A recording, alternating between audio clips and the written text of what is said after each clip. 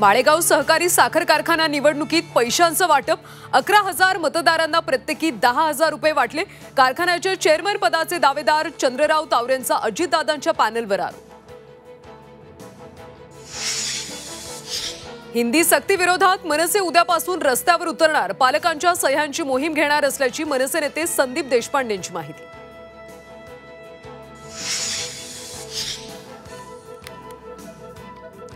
आमदार भास्कर जाधव यांचे झी24 तासच्या विशेष मुलाखतीत राजकीय निवृत्तीचे संकेत, शिवसेना उद्धव बाळासाहेब ठाकरे पक्षात डावलले जात असल्याची भावना, जाधवांच्या भावनांची पक्षप्रमुख दखल घेतील, राऊतांची प्रतिक्रिया। परवानगी नसताना देखील तुळजापूर मंदिरासमोरून अबू आझमींची रॅली, समाजवादी पक्षाच्या स्थानिक नेत्याच्या वाढदिवसानिमित्त रॅली, पोलिसांची बघ्याची भूमिका।